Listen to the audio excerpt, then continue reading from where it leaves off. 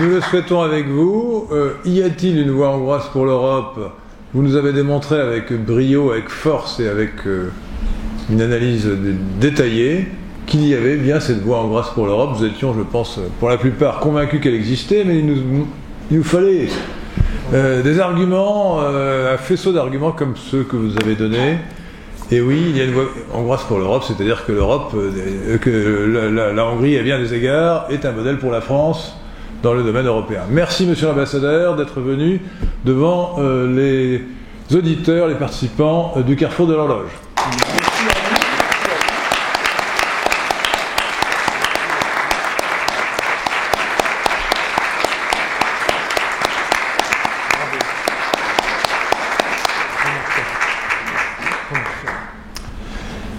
Je reprends la parole 3 minutes, même 1 minute, pour vous donner l'avenir de nos activités.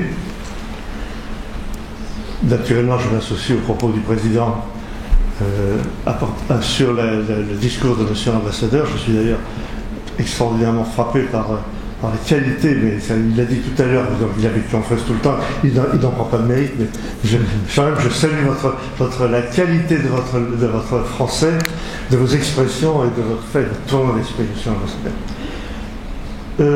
Je vous recommande d'écouter notre nouvelle radio, Radio Athéna. Alors vous avez la tête d'Athéna qui est là, c'est notre emblème du Carrefour. Vous pouvez l'écouter sur 2 chaînes. La chaîne propre de Radio Athéna, alors c'est une radio qui est diffusée uniquement sur la toile, hein, et la chaîne personnelle Henri de Lesquen, en direct et en différé. YouTube. Et aussi sur la page Facebook Henri de Lesquen, en direct. Alors je signale que déjà tous les lundis, nous avons l'émission Quartier Libre avec Henri de Lesquen à partir de 19h. Alors avec Henri, on ne sait jamais quand ça finit, mais ça commence à 19h. C'est une émission à heure déterminée, comme les autres émissions de cette nouvelle radio, mais à durée indéterminée. Comme le contrat du même nom. Autre information pour vous, notre prochaine rencontre du jeudi aura lieu le 25 octobre. Nous recevrons M. Pierre Codessa sur le thème de son ouvrage « Hollywood, armes de propagande massive ». Je vous invite à y venir, je crois que vous allez aimer. Et le 1er décembre, les rencontres du Carrefour de l'Horloge, le cosmopolitisme contre la République. Merci à vous.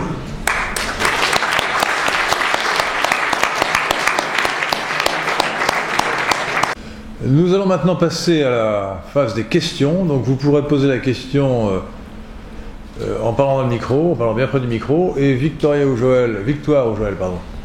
Pas Victoria. Victoria, c'est en hongrois. Vous passera le micro et vous lui rendrez quand elle vous le demandera. Essayez de poser des questions. Alors je vais d'ailleurs, avant de... Donc levez la main si vous voulez poser une question, et je vais, pour engager le débat, moi-même poser une question à monsieur l'ambassadeur. N'y a-t-il pas, en ce qui concerne le débat sur le libéralisme et l'illibéralisme, une difficulté de traduction? Je crois que Viktor Orban, le Premier ministre de la Hongrie, est un parfait anglophone. Et vous savez qu'en anglais, le mot libéralisme,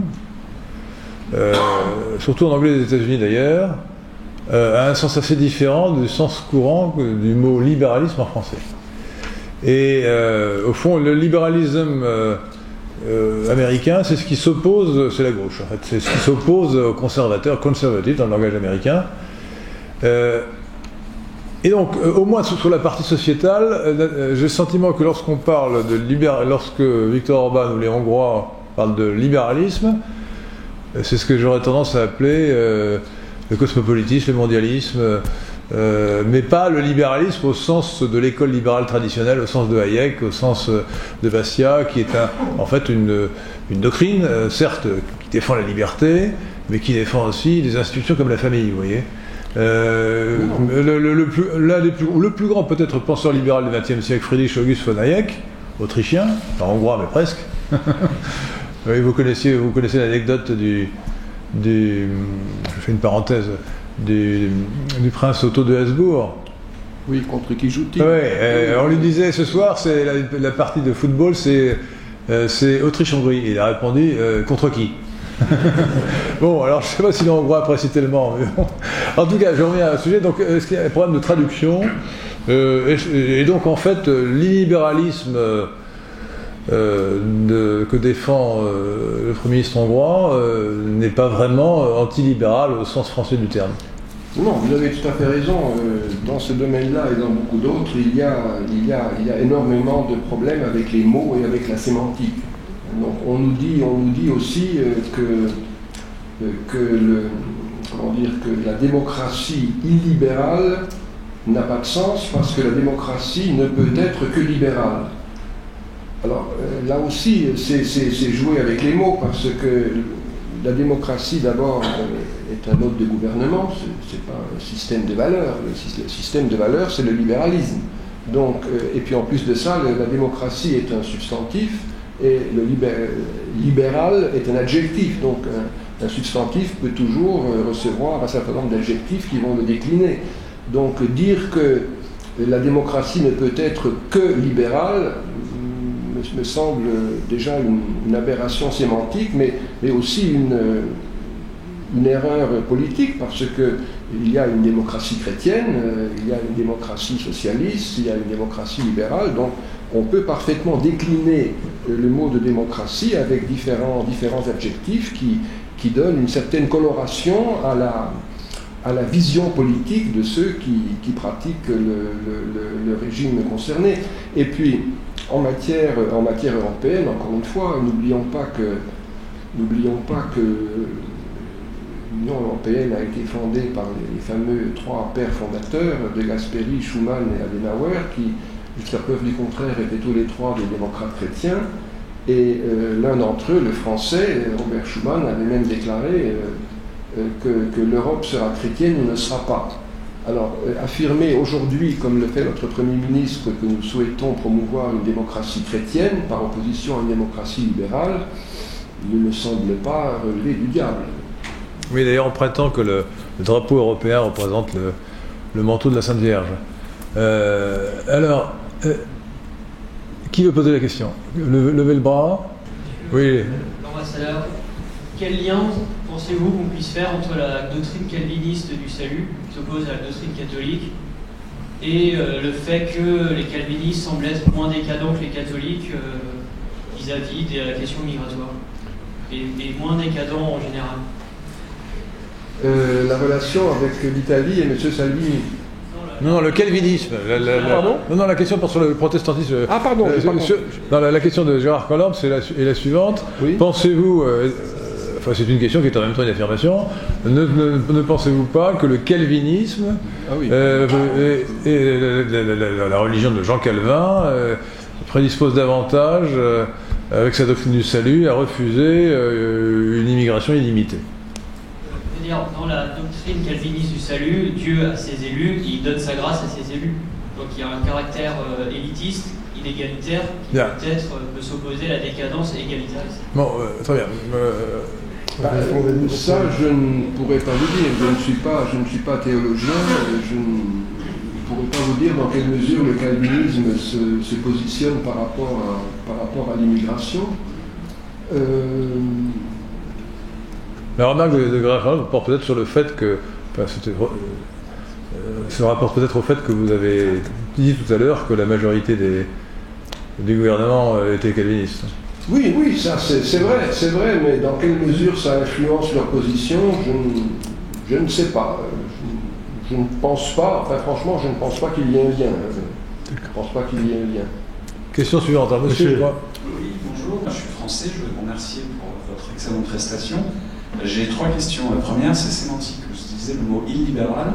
Finalement, quand on en entend la description, ça ressemble beaucoup à la libéralité, la vertu au sens classique. Donc j'aimerais savoir d'abord si vous avez l'intention de continuer d'utiliser ce mot illibéral de façon idéologique ou si vous allez revenir à un usage classique du mot libéral qui renvoie à la vertu, à toutes ces choses que vous avez décrites, qu'il faut préserver, la famille, etc. Deuxième question, concernant l'Europe. Vous avez dit que la Hongrie a payé cher son accès à l'Europe.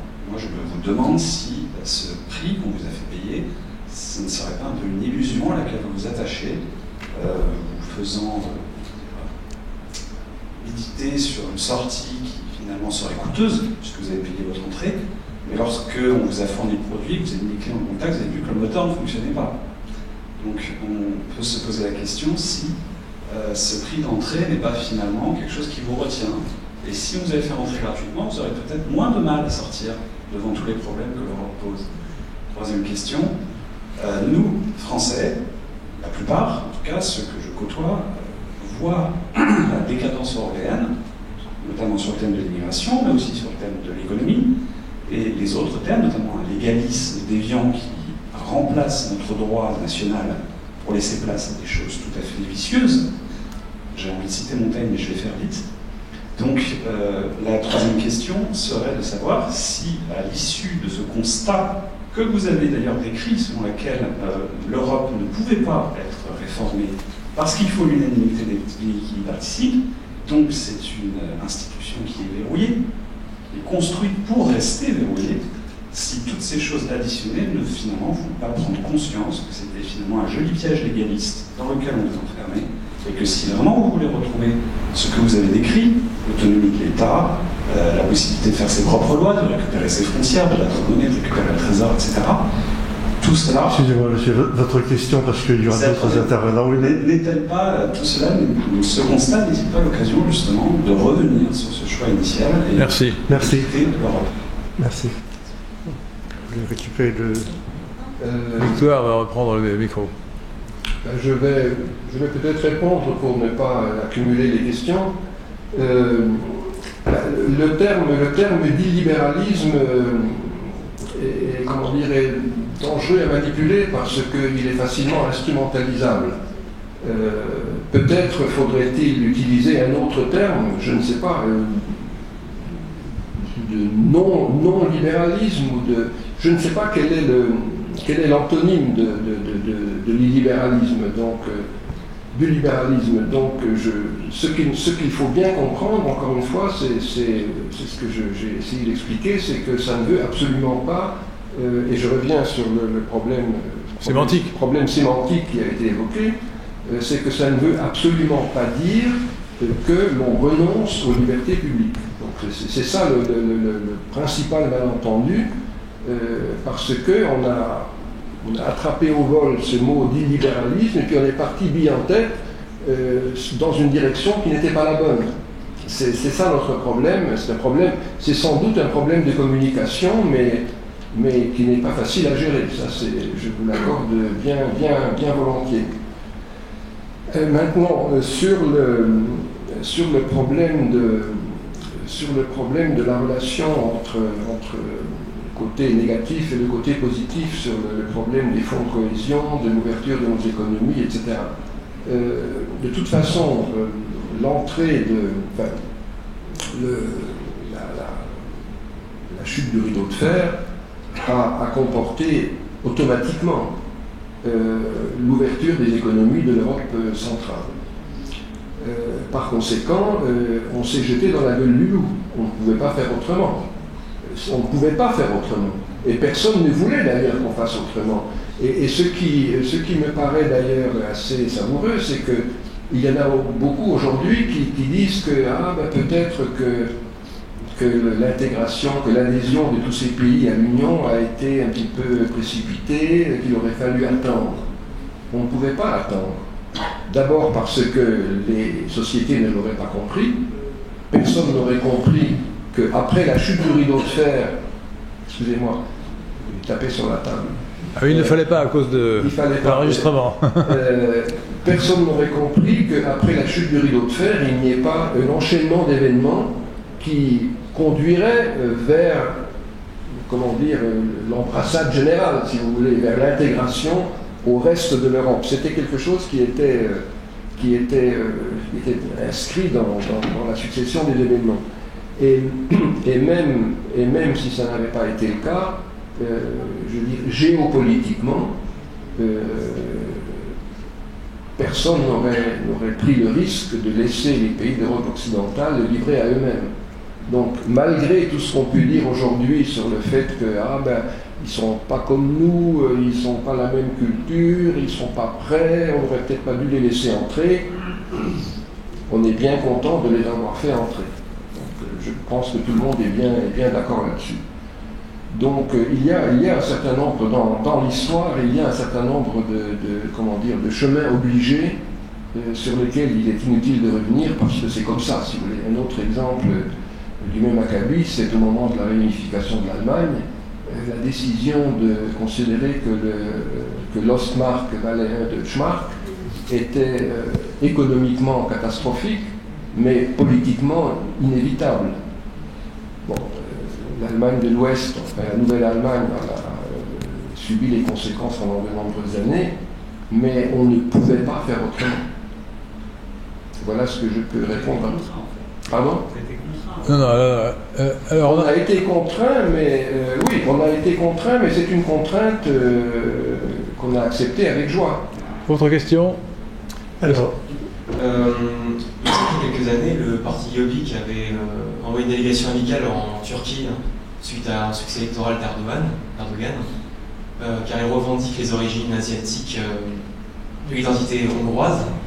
Et aujourd'hui, quelle relation entretient le gouvernement hongrois avec la Turquie et le gouvernement Erdogan, surtout sur la question migratoire? Monsieur l'ambassadeur. Que le Jobbik se soit rendu en Turquie, très bien, mais le gouvernement hongrois, indépendamment du Jobbik, a toujours estimé que la Turquie était un pays clé pour la sécurité de la Hongrie. Les fameuses origines turques, pourquoi pas? Je veux dire, l'origine des Hongrois, l'origine des Magyars dans l'histoire, on sait qu'ils sont arrivés dans le bassin des Carpates au Xe siècle en provenance de l'Orient, mais aujourd'hui encore, personne ne sait d'où ils venaient exactement. Donc il y a un débat d'historiens sur l'origine des Hongrois. C'est un sujet qui est loin d'être débattu, qui est loin d'être réglé, qui est loin d'être éclairci et qui fait l'objet, encore une fois, de débats d'historiens.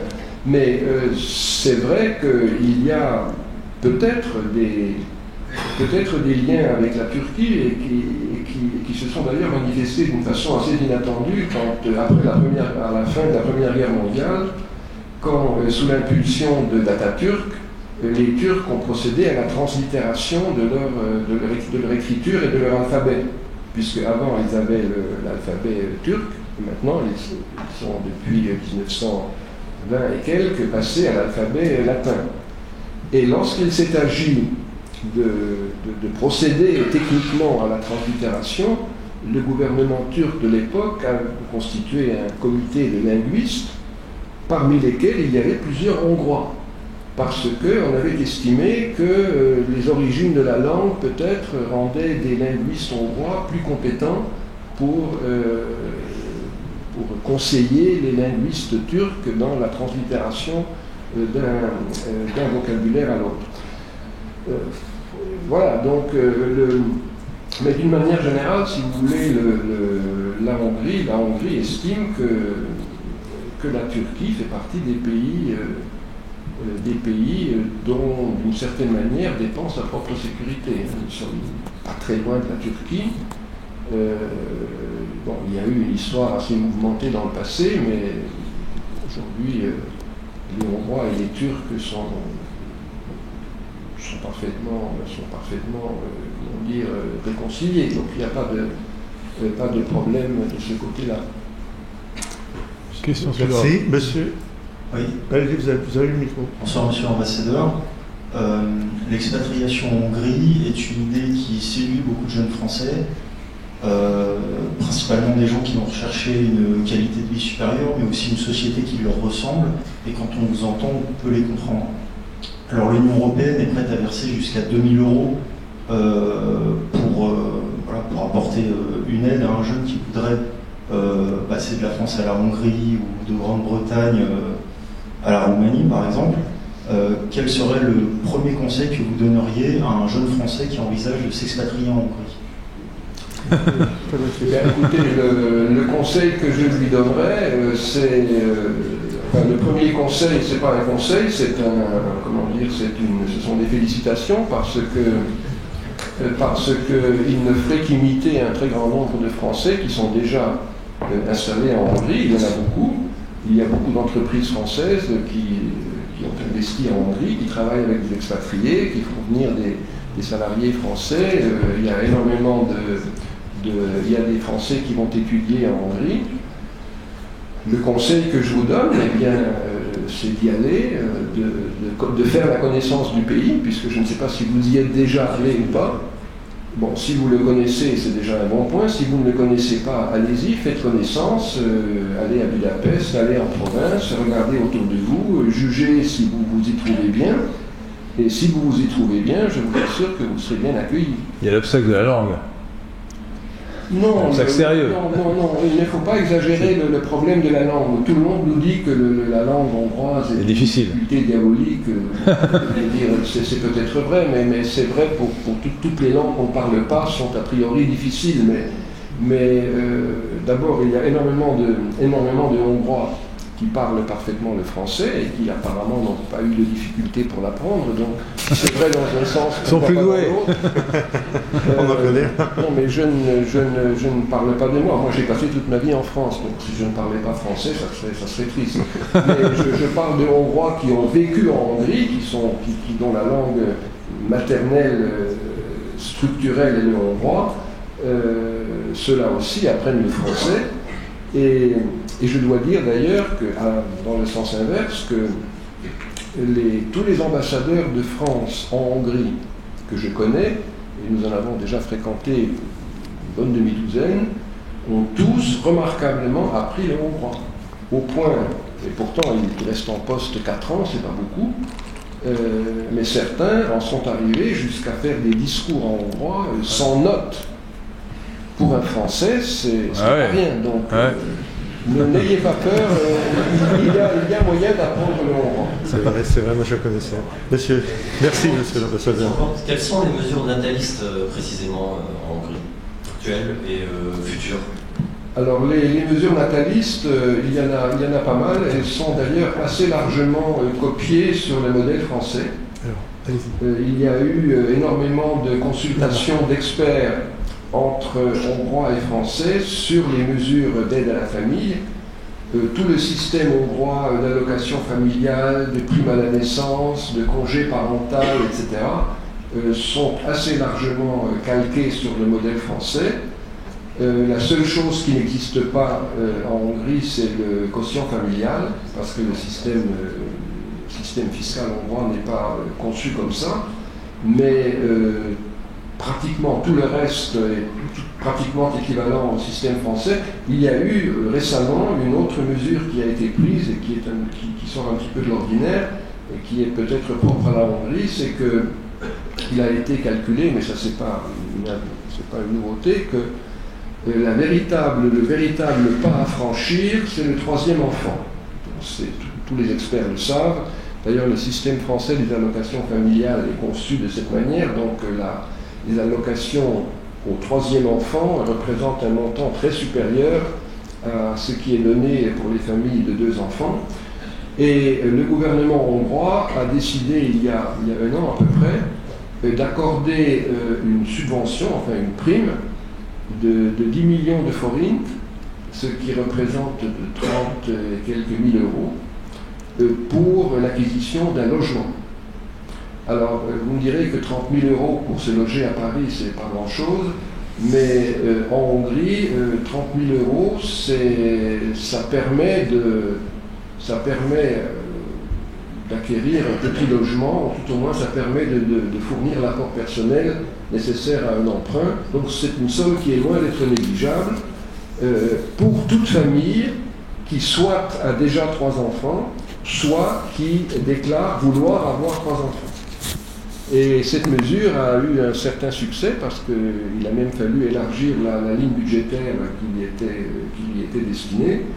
Et il y a eu plusieurs dizaines de milliers de familles hongroises qui en ont profité. Donc c'est tout un ensemble de mesures qui visent à encourager la natalité. Et encore une fois, puisqu'on est en France, je me permets d'insister pour dire que ces mesures sont assez proches de celles qui existent en France. Merci. Monsieur, vous avez le... Oui. Bonsoir, monsieur l'ambassadeur. D'abord, merci pour votre intervention, elle était plein de bon sens. On a pu constater récemment un rapprochement diplomatique entre la Hongrie et Israël. Et je voulais savoir quels sont les principaux points de convergence qui ont permis justement ce rapprochement et quels sont les points de divergence, s'il y en a, avec l'État d'Israël. Vous avez constaté un rapprochement, oui, mais je veux dire, c'est un rapprochement qui existe depuis longtemps. Donc ce qu'on a constaté aujourd'hui est peut-être lié aux différents déplacements de M. Netanyahou en Hongrie, à Paris et dans certains autres pays, mais les bonnes relations entre la Hongrie et Israël ne datent pas d'hier. Donc ce sont deux pays qui se sont toujours très bien entendus. On est en ligne, on est en phase sur beaucoup de points. La Hongrie soutient la politique d'Israël. La Hongrie s'est opposée avec un petit nombre de pays, mais la Hongrie a fait partie de ceux qui se sont opposés au fameux étiquetage des produits alimentaires et autres fabriqués en Palestine. La Hongrie soutient d'une manière générale la politique actuelle du gouvernement israélien parce que on pense que nous partageons des valeurs d'indépendance nationale notamment avec le gouvernement israélien. Il y a beaucoup d'investissements israéliens en Hongrie, on en parle peu. La Hongrie est un pays qui, comme je l'ai dit, pays ouvert, donc il y a énormément d'investissements étrangers en Hongrie. Et parmi les pays qui y investissent, après l'Allemagne qui est évidemment de très loin en tête, Israël doit être le 3e ou le 4e investisseur étranger en Hongrie. D'autre part, il y a en Hongrie une communauté juive qui tourne autour d'une centaine de milliers de personnes, qui mène une vie tout à fait harmonisée et homogène avec la société hongroise. Il y a des festivals de musique juive, il y a un quartier juif qui fait partie des quartiers les plus animés du Budapest nocturne. Et tout cela, ce sont des choses que le gouvernement israélien apprécie. Et voilà, donc il y a également, comme vous le savez, beaucoup de Hongrois d'origine juive qui vivent en Israël. Donc il y a toutes les raisons sont là pour qu'il y ait une bonne entente entre les deux pays, mais elle ne date pas d'aujourd'hui. Merci, monsieur. Monsieur l'ambassadeur, Jonathan Kivrak. Ma question sera assez simple. Aujourd'hui, la Hongrie a eu le courage, malgré son poids assez léger finalement, sans être dégradant vis-à-vis de ce pays, par rapport au poids notamment des pays de l'Ouest de l'Union européenne, de se dresser de manière identitaire vis-à-vis du dogme de l'Ouest, du dogme de position des Allemands, de la France, de la Grande-Bretagne, etc. Aujourd'hui, on voit qu'en Hongrie, il y a un poids assez important d'influence occidentale au niveau des ONG, au niveau des médias occidentaux, au niveau de l'économie, vous en avez très bien parlé. Pensez-vous que le gouvernement hongrois, aidé des gouvernements des pays notamment du groupe de Visegrad, aura la capacité sur la durée de tenir cette position courageuse qu'il a pu prendre déjà depuis 8 ans? Oui, je pense que vous avez posé la bonne question en disant que la Hongrie était un petit pays. Alors, vous me direz qu'il n'y a pas de petit pays, que tous les pays se valent, ce qui est vrai aussi, mais la Hongrie est parfaitement consciente du fait qu'elle n'a ni la dimension, ni la richesse, ni le rayonnement d'un pays comme la France. Par conséquent, on ne se présente pas du tout en concurrent de qui que ce soit. Ceci étant dit, nous avons un certain nombre d'arguments qui font qu'aujourd'hui, on nous écoute. Alors, on nous écoute pour plusieurs raisons. D'abord parce que notre Premier ministre a une certaine vision de l'Europe, que j'ai essayé de développer, qui n'est pas forcément celle d'autres dirigeants européens, mais qui, en y réfléchissant bien, n'est pas aussi éloigné qu'on veut bien le croire. Et ça, je pourrais vous donner des exemples si ça vous intéresse. Donc il y a quelque part une instrumentalisation de la Hongrie qui ne correspond pas à la réalité des choses parce que nous ne sommes pas si loin l'un de l'autre qu'on le croit. En tout cas, c'est ma conviction personnelle. Maintenant, sur les armes dont nous disposons, en dépit de notre faible dimension et malheureusement encore de notre retard économique sur les plus grands pays d'Europe occidentale. C'est un retard qui est en voie de résorption. Lorsque le gouvernement actuel dirigé par M. Orbán est arrivé au pouvoir, on a trouvé en Hongrie une situation catastrophique. On a un chômage à 12%, une croissance négative de 5 ou 6%, une dette publique en hausse vertigineuse, un déficit public que personne n'a réussi à évaluer avec exactitude, mais qui devait tourner aux alentours de 8 ou 9%. Donc c'était vraiment la totale. Et alors là, je me permets de rebondir sur votre question pour faire une incidente européenne qui est très importante. Voyant cette situation en 2010, on est donc au printemps 2010, M. Orbán arrive au pouvoir, il prend connaissance de la situation, et le premier voyage à l'étranger qu'il a fait, et Dieu sait si les premiers voyages à l'étranger d'un nouveau gouvernement sont scrutés pour essayer de voir alors qu'est-ce qu'il va faire, dans quelle direction il va partir. Donc le premier voyage a toujours une valeur symbolique très importante. Eh bien, le premier voyage qu'il a fait, c'était d'aller à Bruxelles, à la Commission européenne, pour y rencontrer M. Barroso et pour lui dire, écoutez, voilà la situation dont j'hérite. J'ai fait campagne pour relancer la croissance, pour faire redémarrer la machine. J'ai fait campagne sur des baisses d'impôts. Laissez-moi quelques années de liberté pour y arriver. Voilà ce qu'il a demandé. Il a essuyé une fin de non-recevoir totale. Pas question. Vous avez sur le dos un prêt de 20 milliards d'euros qui vous a été consenti par le FMI en 2008, au moment où la Hongrie était en quasi-cessation de paiement au moment de la crise. Vous devez respecter ce que vous dit le FMI, hors de question de baisser les impôts, vous devez mettre en œuvre des plans de restriction, des plans d'austérité, etc. Il revient à Budapest, il dit, bon, voilà ce qu'on m'a répondu, si c'est comme ça, on va le faire, mais on va le faire à notre manière, et pas à la manière dont on veut nous le dire. Pourquoi ? Parce qu'il y a des mesures que la société hongroise n'aurait jamais acceptées. Et si on avait fait ce que le Fonds monétaire international nous demandait de faire, on aurait eu la révolution à Budapest, on aurait eu la ville à feu et à sang, comme c'était le cas à Athènes au même moment.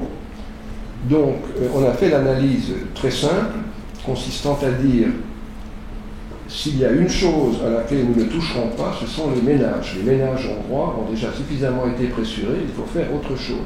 Il faut mettre à contribution les grandes entreprises, les banques, qui n'avaient pas vraiment contribué à l'effort commun de remise en ordre jusque-là. Et puis surtout, on va faire nos réformes. On va les faire parce qu'on ne va pas demander de l'argent à ces entreprises pour rien. On va leur expliquer que si nous vous demandons de l'argent pour nous aider à remettre en ordre nos finances publiques, eh bien nous, État, on va faire notre part, on va rationaliser l'État, on va faire le nécessaire pour remettre en ordre les grands systèmes de redistribution, et on est parti sur la réforme du chômage, sur la réforme des retraites, sur la réforme de l'assurance invalidité, sur la réforme de la fiscalité. Donc on a lancé un paquet de réformes que grâce au ciel, on a pu faire passer sans aucun problème, parce qu'on disposait d'une large majorité parlementaire, donc on n'a pas eu le problème des négociations de marchands de tapis avec des partenaires de coalition qui menaçaient de nous lâcher à tout moment. Donc on y est arrivé, et on y est si bien arrivé que 3 ou 4 ans après, on a remboursé par anticipation l'emprunt du Fonds monétaire international, et la Hongrie s'est révélée capable de se redresser par ses propres moyens. le résultat, maintenant. Et alors surtout, M. Orban avait fait une promesse. Il avait fait une promesse de créer 1 million d'emplois sur 10 ans. Ça, c'était l'une de ses promesses de campagne. Alors imaginez, on s'est payé sa tête en disant 1 million d'emplois, vous n'y pensez pas, même sur 10 ans, 1 million d'emplois en Hongrie, c'est comme si on disait en France 6,5 millions, vu le rapport des populations. Une promesse électorale de plus qui ne sera jamais tenue, etc. Bon. Ben, aujourd'hui, 8 ans après, on y est. On est à plus 800 000 emplois par rapport à 2010, ce qui fait que le chômage est tombé de 12% à 3,6%, comme je l'ai dit. Le déficit public est passé depuis très longtemps bien en dessous de la barre des 3%. On est à 2 et quelques. On est sorti de la procédure pour déficit excessif dans laquelle on est englué depuis des années. La dette publique baisse à vitesse vertigineuse. On est en train de passer à la baisse la barre des 70%. C'est encore trop, mais c'est beaucoup moins que certains autres pays. Et surtout, on a une croissance de 4,5%, qui est considérée et reconnue comme durable par toutes les agences internationales. Par conséquent, aujourd'hui, nous nous trouvons, et nous ne sommes pas les seuls, donc les 4 pays du groupe de Visegrad sont à peu près avec des paramètres identiques. Donc nous pesons beaucoup plus qu'on ne peut le croire dans le concert européen. Et un pays comme l'Allemagne, qui est au milieu de l'Europe, si vous regardez une carte de l'Europe, vous avez l'Allemagne au milieu, vous avez à gauche la France, et à droite le groupe de Visegrad. Ben, ce sont 3 masses qui, par la population, s'équilibrent à peu près, par la dimension aussi, et par le rythme de croissance, en revanche, nous sommes pratiquement 3 fois meilleurs que l'autre côté. Donc, on peut dire tout ce qu'on veut du couple franco-allemand, mais l'Allemagne a quand même les pieds sur terre, et l'Allemagne ne se détournera jamais de ses voisins d'Europe centrale. Par conséquent, nous représentons, à mon avis, un ensemble avec lequel on ne peut pas ne pas compter. Et nous avons des raisons de l'affirmer. Merci. Avant de passer la parole à la personne suivante, à la question suivante, monsieur l'ambassadeur, je rappelle que nous avons une contrainte, naturellement, c'est de libérer la salle à une certaine heure. Donc nous entrons dans la phase des dernières questions. Je sais que certains vont être déçus. On va essayer de faire au maximum, mais essayez de poser à partir de maintenant des questions très courtes, si vous voulez que le maximum de personnes puissent parler. Excusez-moi de jouer ce rôle, vous le savez, ceux qui me connaissent savent que c'est un mauvais rôle et que je joue avec plaisir. Mademoiselle, vous avez la parole. Bonsoir monsieur l'ambassadeur. Parlez fort s'il vous plaît. Bonsoir monsieur l'ambassadeur. Je vais vous poser une question qui n'est pas très PPE. Je voulais savoir si jamais l'Union européenne, avec la Commission, vous empêche justement de vivre votre manière de concevoir l'Union européenne dans sa diversité, si elle vous accule et vous retire justement toutes les subventions, tous les financements justement qui vous permettent donc de vous construire, est-ce que vous pourriez justement envisager un Hongrie? À quoi? Un Hongrie. Un Magyar-Exit. Après, un Magyar-Exit, pourquoi pas? Ou le Brexit, pourriez-vous... Merci. Non, certainement pas. Oui. Non, ne vous inquiétez pas. Les gestes de Sébafour, c'est juste pour les transformer. Je n'oublie pas la question. Non, c'est à vous, monsieur l'ambassadeur. Ah, c'est à moi. Non, simplement. Pierre Minant faisait des gestes pour que Victoire passe le micro à la bonne personne. Voilà. Ça, ne vous en occupez pas. Non, un Hung-sit ou un Hung-exit, enfin, je ne sais pas quel est le bon terme, certainement pas. Mais vous savez, ma réponse à cette question est très simple. Dans un cas de cette nature, où voulez-vous qu'on aille? Où voulez-vous qu'on aille? On est en Europe, je veux dire, on y est physiquement, on ne peut pas prendre la Hongrie et la jeter dans l'océan Pacifique. Cette hypothèse est absolument inconcevable pour nous. Mais de toute façon, elle ne risque pas, enfin la tentation ne risque pas de se présenter, puisque, encore une fois, couper les fonds...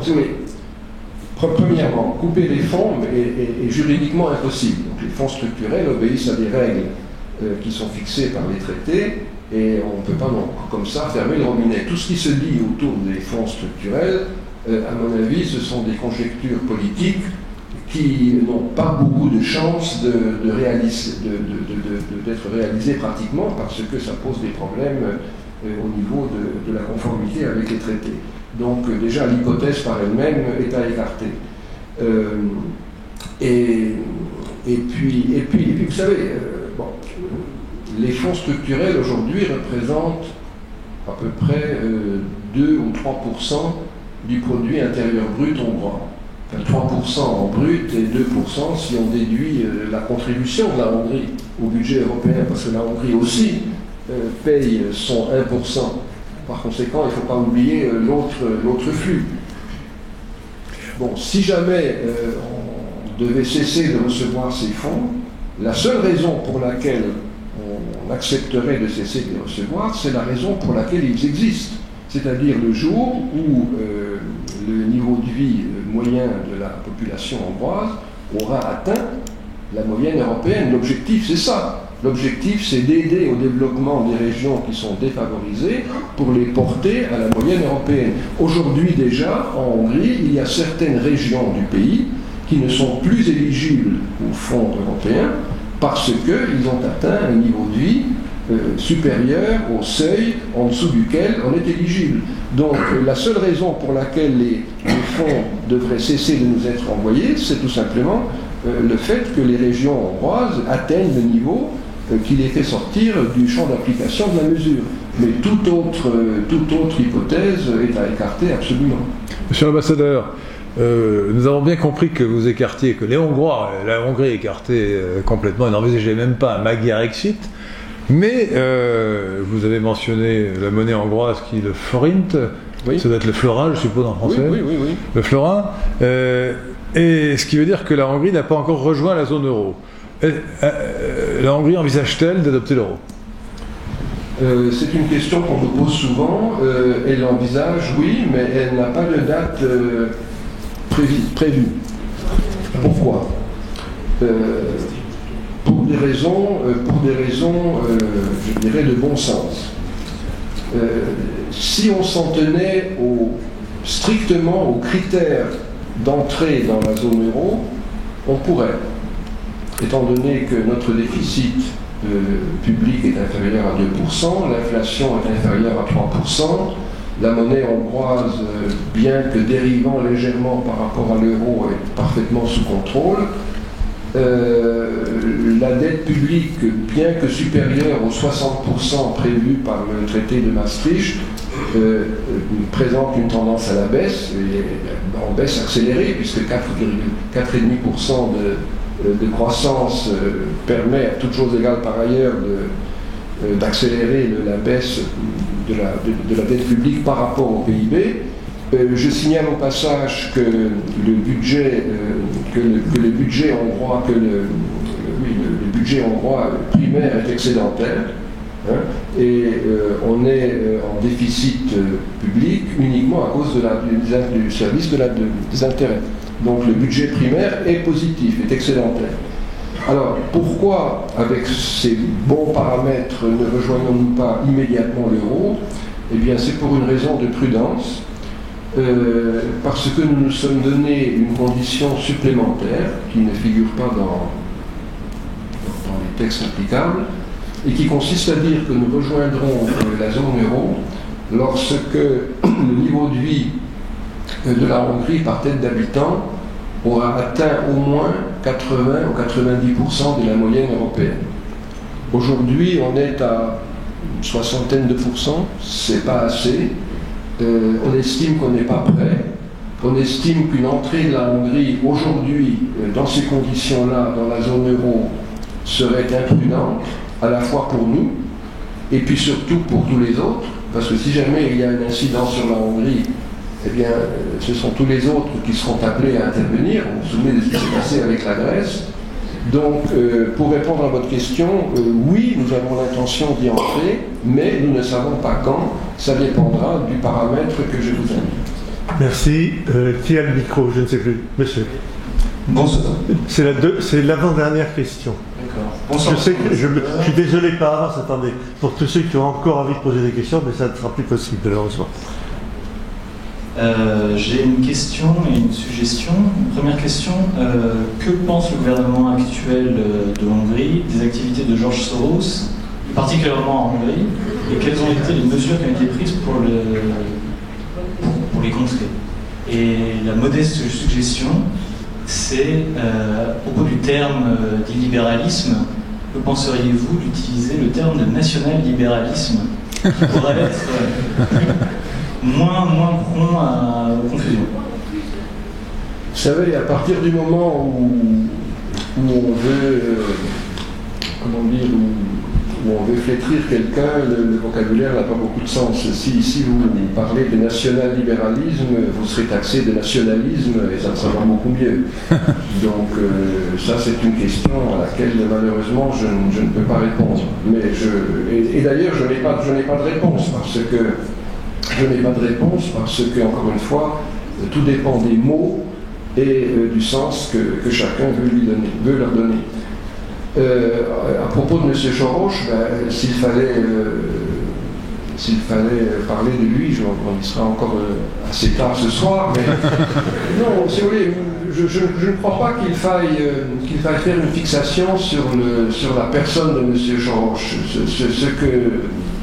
Ce que nous entendons, pour nous, il représente plutôt un concept qu'un nom et qu'une personne physique. Le concept, c'est tout ce qui, c'est toute l'école de pensée qu'il met en avant de la société ouverte. La société ouverte, c'est-à-dire que tout le monde est interchangeable, tout le monde doit circuler librement, il n'y a plus de structure autre que celle de l'individu qui jouit d'une liberté parfaite, il n'y a plus de famille, il n'y a plus de nations, plus de frontières, tout le monde va où il veut, tout le monde a des droits partout. C'est un petit peu tout cet ensemble d'idées qui ne recueille pas l'assentiment des autorités hongroises actuelles, que nous estimons dommageables, et c'est contre cela que nous nous élevons. Si vous voulez, les idées de M. Soros, elles sont en quelque sorte utopiques dans la mesure où il aurait peut-être raison dans un monde idéal où tout se passerait dans la plus grande fraternité, où les gens passeraient leur temps à s'embrasser, à faire l'amour et pas la guerre, etc. Donc dans un univers, qui n'existe pas. Nous voyons bien aujourd'hui que le monde est fait de violence, que le monde est fait d'affrontements, le monde est fait de personnes qui recherchent leur identité, et par conséquent nous trouvons que l'école de pensée à laquelle il appartient est complètement décalée par rapport à la réalité. Et à partir du moment où il souhaite l'imposer à un pays, alors qu'il le pense libre à lui, nous sommes évidemment partisans de la liberté d'expression, mais à partir du moment où il souhaite l'imposer directement ou indirectement à un pays, là on dit stop. On dit stop parce que la manière de conduire notre pays, c'est nous qui la décidons et pas quelqu'un qui vient de l'extérieur.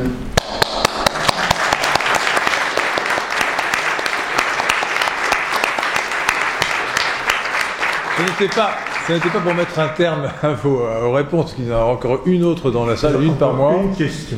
Absolument. Bonsoir, monsieur l'ambassadeur. Ma question porte sur le rapport 2017 portant sur la corruption dans le monde émis par l'organisation Transparency International. Il classe la Hongrie à la 66e place sur 170 pays indexés, ce qui est derrière la plupart des pays de l'Union européenne. Ma question est simple, quels sont les leviers selon vous, au moins du gouvernement actuel, pour lutter contre la corruption? Et est-ce que vous estimez qu'il s'agit d'un enjeu majeur pour les prochaines années du mandat de Viktor Orban? Merci. Vous savez, la corruption, c'est un vaste sujet. Il y en a partout. Je ne sais pas quel pays est dépourvu de corruption. Ça me paraît être quelque chose qui est extrêmement difficile à éradiquer d'une manière totale. En revanche, il est évident que tous les pays doivent faire des efforts pour y arriver. Alors donc là, c'est une obligation de moyens, mais certainement pas une obligation de résultat, parce que l'obligation de résultat serait relativement illusoire. Deuxième remarque, quand on parle de corruption, on parle beaucoup plus de corruption perçue. Donc toutes les enquêtes et les sondages qui sont faits sur la corruption ne parlent pas de faits de corruption. Ils relatent ce que, dans un pays donné, on ressent comme pouvant relever de la corruption. Alors ça, c'est quelque chose d'extrêmement délicat à manipuler parce que justement, le concept est manipulable. À partir du moment où quelqu'un vous dit que vous êtes corrompu, la preuve contraire, la preuve négative est toujours difficile à apporter. Probatio diabolica, on dit. Pardon ? La probatio diabolica, si voilà, on vous dit ça. que vous êtes possédé du démon, vous dites moi je ne suis pas possédé du démon, mais vous ne pouvez pas le démontrer. Voilà, donc il est extrêmement difficile de contrer ce genre de... La première remarque, c'est qu'il est extrêmement difficile de contrer ce genre d'affirmation. Maintenant, il n'en demeure pas moins que la Hongrie, comme tous les autres pays, s'efforce de lutter contre la corruption. Il y a des mesures qui sont prises pour ça. On avait constaté il y a peu de temps, c'était l'une des premières mesures d'ailleurs qu'on avait prises, qu'il y avait une fraude à la TVA qui était assez considérable étant donné qu'il y avait beaucoup d'argent qui circulait sans facture. Par conséquent, ça faisait des pertes de recettes de TVA considérables. Alors, on a pris une mesure qui a consisté à relier en ligne au fisc les caisses enregistreuses de tous les commerces. Ça a fait tousser au début, on dit mais ils sont devenus fous, qu'est-ce que ça veut dire? Comment voulez-vous que tous les commerces en droit soient dotés de caisses enregistreuses reliées en ligne au fisc? Eh bien on l'a fait. Ça a pris du temps parce qu'il a fallu acquérir des caisses physiques qui étaient appropriées pour ce genre de liaison. Mais ce qui est assez révélateur, c'est qu'avant même que le système n'ait fonctionné opérationnellement, eh bien, on a déjà constaté une hausse tout à fait significative des recettes de TVA. C'est-à-dire que les gens se sont rendus compte qu'il valait mieux facturer les prestations plutôt que de se faire payer en liquide. Et ça a produit, alors je n'ai pas les chiffres en tête, mais ça a produit en Hongrie un supplément de recettes considérable. Je crois qu'il c'était près de 200 milliards de forints par an, c'est presque 1 milliard d'euros. Alors imaginez l'équivalent en France. En termes français, c'est presque 10 milliards d'euros. Donc on a par là pratiquement éliminé la fraude à la TVA. Alors bon, il y a d'autres domaines où on peut prendre des mesures, notamment dans les appels d'offres publics. On est dessus, donc et les mesures que prend la Hongrie sont régulièrement présentées aux autorités européennes concernées et qui en prennent acte. Alors, encore une fois, on peut certainement faire davantage. Je ne dis pas qu'il n'y a pas de corruption en Hongrie, mais le gouvernement fait ce qu'il peut pour la limiter au maximum. Alors, je vais vous poser la dernière question, monsieur l'ambassadeur. Nous avons été nombreux à voir l'intervention, le discours de Viktor Orban au Parlement européen. C'était très, très fort, très, très puissant, admirable. Mais le Parlement européen a voté l'engagement de la procédure de sanction, alors l'article 17, je crois. 7, l'article 7, contre la Hongrie. Parallèlement, la Commission européenne a engagé une procédure de sanction contre la Pologne, qui est aussi dans le groupe de Visegrad. Alors, quel est votre jugement sur cette situation? Comment voyez-vous, comment la jugez-vous et comment pensez-vous qu'elle va évoluer? Monsieur Orban s'est effectivement présenté devant le Parlement européen pour dire ce qu'il pensait de cette procédure. Il a eu droit à 5 minutes. 5 minutes d'horloge pour s'exprimer. Bon, il a dit ce qu'il avait à dire. Le Parlement européen ensuite a voté, comme vous le savez, dans des conditions d'ailleurs qui prêtent à discussion, notamment au niveau de la prise en compte des abstentions, on finit par voter ce texte. Alors on ne sait pas, à l'heure où nous parlons, si ce vote est valide ou pas, étant donné que les fameux 2/3 ne sont atteints que si on ne tient pas compte des abstentions, alors que si on tient compte de l'abstention, il n'y a pas les 2/3. Donc pour répondre à votre question sur ce qui va se passer après, la réponse dépend de la réponse à cette première question, puisque contrairement à la pratique française, les parlementaires européens ont devant eux 3 boutons. Oui, non et abstention. Et après, derrière, il y a ceux qui ne prennent pas part au vote. Donc il ne faut pas, encore une fois, là c'est un problème de sémantique, l'abstention au sens du Parlement européen ne veut pas dire qu'il n'a pas pris part au vote. Ça veut dire qu'il a exprimé un vote qu'on appelle abstention, mais qui, concrètement, s'apparente davantage à un vote blanc. Donc c'est un suffrage exprimé, en quelque sorte. Alors, est-ce que ça doit compter ou pas? Il y a un débat en ce moment là-dessus, puisque pour nous, les abstentions, les votes abstention auraient dû être pris en compte, puisque l'article 354, si je me souviens bien, du traité sur le fonctionnement de l'Union le prévoit expressément. Maintenant, si les 2/3 sont confirmés, s'ils ne sont pas confirmés, on arrête tout parce qu'il n'y a plus rien à dire. Si les 2/3 sont confirmés, il y a 2 autres étapes qui restent à accomplir. La première, c'est la validation de ce vote par le Conseil des chefs d'État et de gouvernement, donc par le Conseil européen, à la majorité qualifiée des 4/5. Des 4/5 des pays, hors évidemment le pays concerné. Alors les 4/5 de 27 moins 1, c'est-à-dire 26, ça donne une minorité de blocage de l'ordre de 5 ou 6 pays. Donc ça c'est... Enfin on n'en est pas encore là. Mais si cette seconde étape était par accident également franchie, la dernière étape est celle d'une validation de la totalité de la procédure à l'unanimité par le Conseil européen. Et là, l'unanimité, je pense qu'elle ne sera jamais atteinte. Donc nous prenons acte de ce vote, nous ne nous prenons pas la tête, nous considérons que ce vote est davantage un vote sanction théorique sur la Hongrie plutôt qu'autre chose. Et encore une fois, ce que nous souhaitons, c'est que l'Union européenne arrête cette politique de stigmatisation, de punition, de dénonciation de certains de ses membres.